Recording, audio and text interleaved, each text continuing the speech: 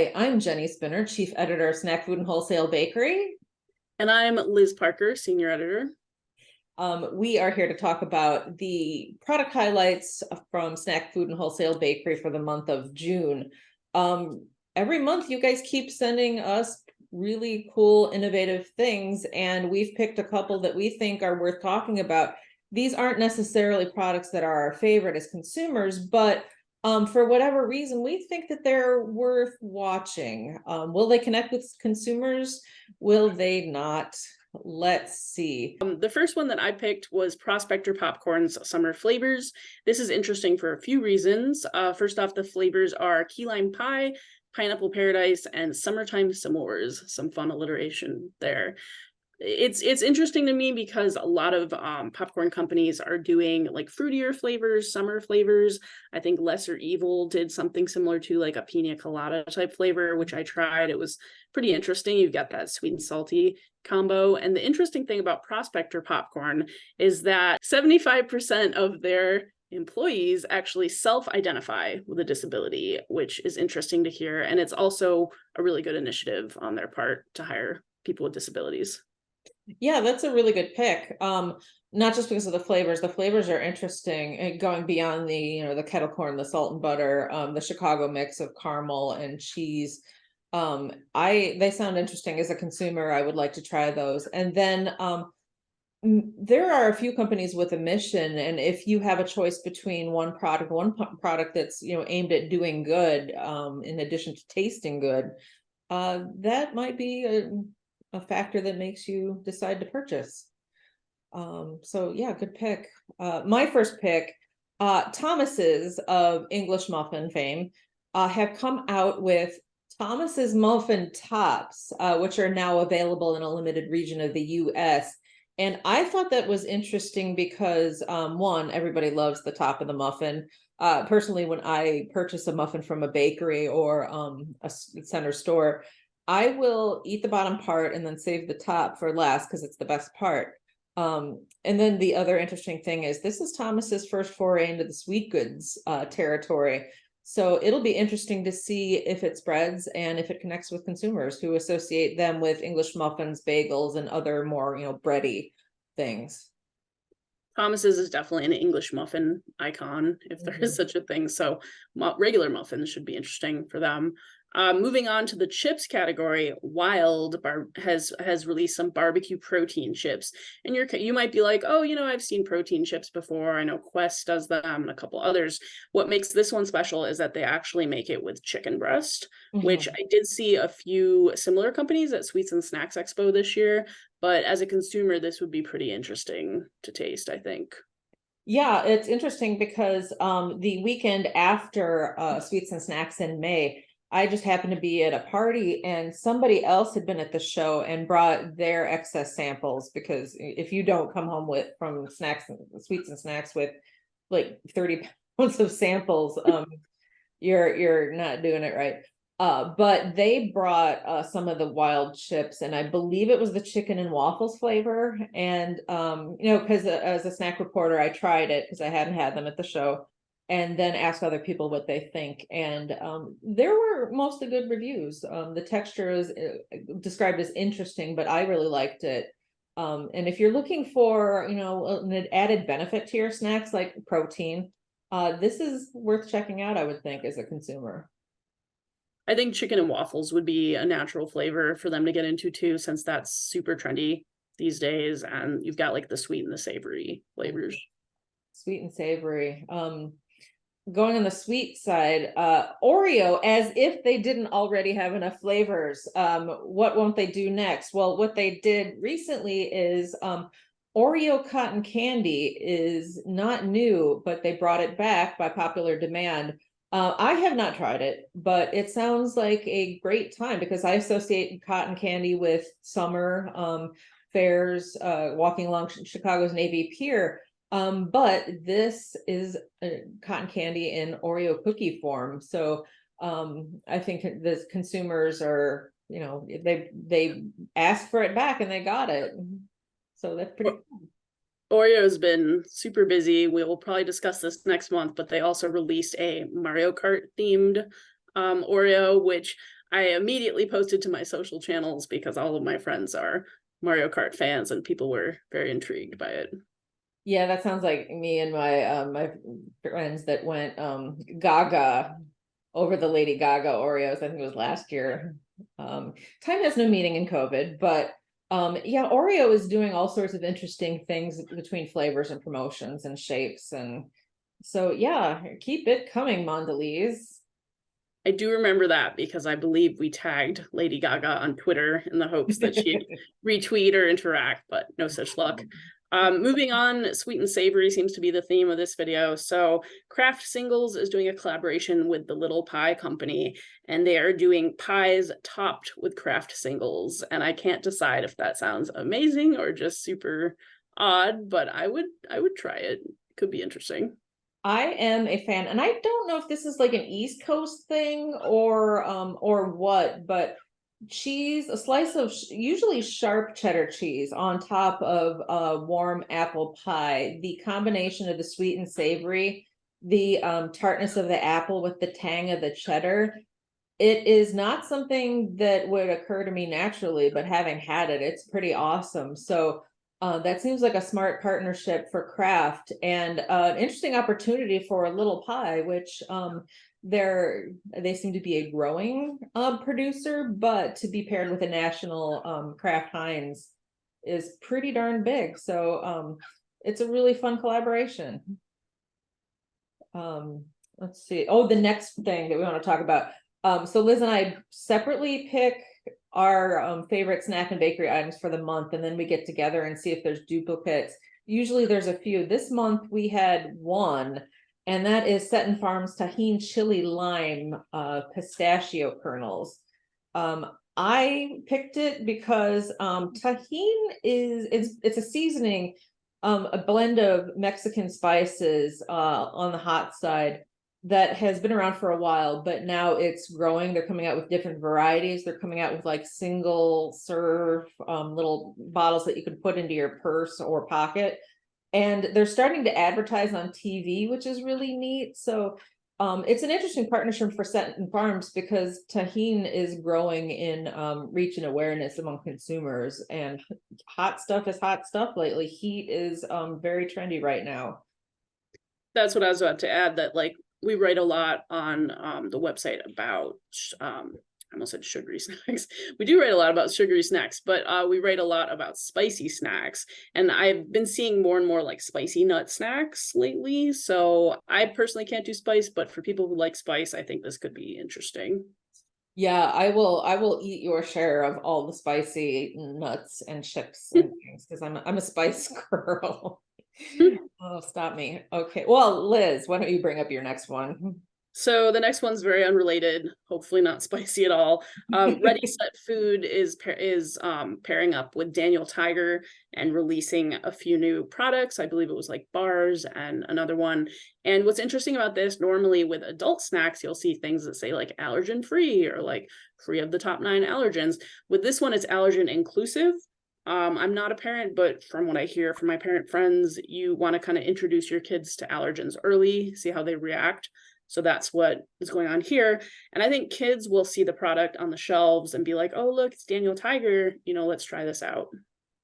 Yeah, it's I also don't have kids unless you count my cats and dogs, but uh, the the idea that you can expose your child at a young age to small amounts of typical allergens sounds like magic to me. I'm a journalism major, not a science major, but it turns out, having done some research on this after I first talked to the people at Ready Set Food a couple months ago, there is some solid science behind it, and especially peanuts, peanut allergies, which can be deadly. The idea of exposing kids to small amounts can, there is some science behind it successfully protecting them against developing allergens when they're older. So that's really interesting. And who does not love Mr. Rogers' Neighborhood and Daniel's Striped Tiger? That is pretty. I had no idea those two were related until a parent friend of mine told me that, and it kind of blew my mind. I was like, what? But I guess that makes sense that the two are related. I still have, when I was a kid, my mom got me a Daniel Striped Tiger hand puppet, and I still have it, although somehow he is missing an eye. He got into a fight or something, poor kid. Um, My next pick is Partake, which is a free from cookie brand. They have come out with multi packs of mini cookie packs of a couple of their flavors for on the go. It's summertime. People are more likely to hit the road, take long or short road trips with their kids, go to the beach, and it is harder to come up with, portable treats if you've got a kid who's dealing with allergies, or you yourself as a grown-up are dealing with food allergies. And this is kind of great because they've done the work for you. They've put them into tiny little packs, which you could put in your beach tote, your purse, and take to the beach. So your kid can have treats along with all the other kids that don't have allergies to deal with. Yeah, that's definitely great. I would think, especially to release in the summer, like you were saying, because lots of people on the go, road trips, things like that. You don't have to pre-portion anything out. So moving on, the next product I picked is actually a cracker, and it's from Brewers Foods, and it is an upcycled pretzel flatbread cracker. So I'm familiar with upcycling, but I still like looked it up to make sure I have the definition okay for you guys. So upcycling is reusing to create a product of higher quality or value than the original. Basically, they have some ingredients that maybe would have been thrown out or aren't typically used, and they said, hey, let's make a cracker out of it, a pretzel flatbread cracker. So that's kind of cool. Definitely like into sustainability, recycling, things like that. Yeah, upcycling is a thing that's catching on, although it's happened for a while. There's a the name escapes me, but there's a craft brewer in the Milwaukee area that has been upcycling their spent stuff from the brewing process and sending it to, bread companies in the area. So it's been around a while, but now it's catching on, and food waste is an issue, and it's great to see creative, innovative, resourceful producers coming up with solutions. Um, my next thing, a company called Low and Slow, they have chips that are smoked. And you might think, well, smoked hickory barbecue chips, what's so cool about that? They actually smoke the chips. They don't add liquid smoke or dried liquid smoke to the seasoning blend. The chips are actually smoked. So when you eat them, you can definitely taste that there's a little something special about it. Not to get editorial about it, but it's a really neat idea. And they have tortilla, potato, and corn chips so far. So it's a pretty neat processing technique. I haven't heard of that before, but that does sound interesting if they're doing something different with it. Mm-hmm. Moving on to the bakery side, June was Pride Month, so we saw a lot of companies bring out Pride inclusive bakery and snack products. So Mod Pizza, which is nationwide now, I believe, they're one of the pizza places where you can choose your own toppings. They also have a thing called a no-name cake, and it's called a no-name cake because it's like another cake that we all know and love, but you can't use that name, of course. So their no-name cake, they often do seasonal ones, like in the winter, I think they did like a peppermint flavored. So they had a pride cake, and it was very pretty, a lot of like rainbow colors, things like that. There's other companies that are doing that too, as I mentioned, Tempo Crackers, who does cannabis crackers, which is pretty interesting. They did a pride pack as well. Yeah, there's a certain segment of the population that likes to celebrate Pride Month, and their friends and supporters will buy things that bear the rainbow. And so it's really neat to see so many companies go out there and support the LGBTQ plus community with things like that, and that consumers are supporting them back by purchasing them. My next item is Corn Nuts Mango Habanero. Not to show my age, but when I was a kid, Corn Nuts had plain and barbecue, and now they've reached out. They've got a whole harken back to Liz's last product. They've got a whole rainbow of flavors. I think mango habanero is an interesting combo because it's another combination. This sweet and savory keeps coming up in this month's roundup. but habanero is almost as hot as it gets. So the fact that they are venturing into the superheated category is pretty neat. Yeah, it's definitely interesting. I think a lot of like what we'd call traditional snacks, or like, I don't want to say vintage snacks, but like older snacks are definitely, venturing into the spicy snack territory. For my last product and the last product of this video, definitely not spicy at all. So Lady M Confections, I think they're called, or Lady M Bakery, they do crepe cakes, which I got to try recently. It's definitely different than a traditional cake. There's like hundreds of layers, and it's very, very thin crepe material. So they came out with a guava crepe cake, and they were kind enough to send one to me, and it was very tasty. It comes with a guava jam center, some sponge cake as well, and a guava infused cream cheese pastry cream. So if you like guava or something similar like mango, it was actually really delicious, and they do ship it really nicely as well. Like if you want it for a special event, something like that, it's shipped in its own container with like a carrying case and all sorts of stuff. Yeah, that's if you've ever seen crepe cakes around Chicago, they tend to be in Asian bakeries and restaurants, like the bubble tea place not too terribly far from my house. They have crepe cakes. But yeah, it's interesting to see a company like Lady M bringing them to people across the country with online retail available. Definitely, yeah, special occasion, because it's pretty striking seeing the cake with about that tall, uh, and just lots and lots of layers. It's really neat. It looks really well constructed. um I can't think of anything else to bring up. Liz, did you have? I think we're out of products.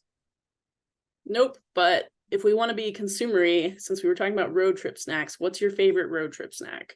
Oh, I had a conversation with Mars Wrigley at Sweets and Snacks recently. So I am a fan of combos. I'm in all of their forms, including the limited edition sweet ones, the vanilla and chocolate that they had a few years ago. Please bring them back, Mars Wrigley, if you're listening. But for some reason, I can only eat combos in the car. So road trip only, to the point where one time I found a flavor that I had never tried before at Five Below or a retailer like that. And to eat them, I had to go out to my car, eat them, and then come back into my house, because it's That's such funny. a tradition and a habit. But their road trip snacks, people have traditions. What are some of your road snacks?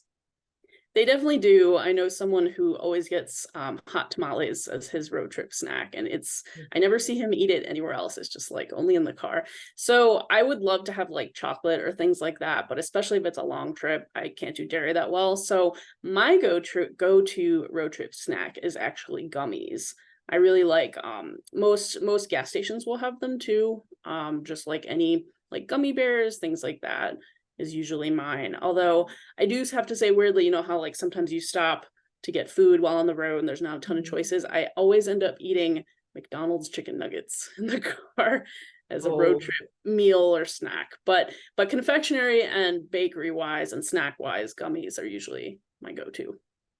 yeah. Well, I think that's it for today. But if anybody listening has, if your company's coming out with new confectionery or bakery products, or you would like to share what your personal road trip traditional snack is, please feel free to send to me at spinnerj@bnpmedia.com.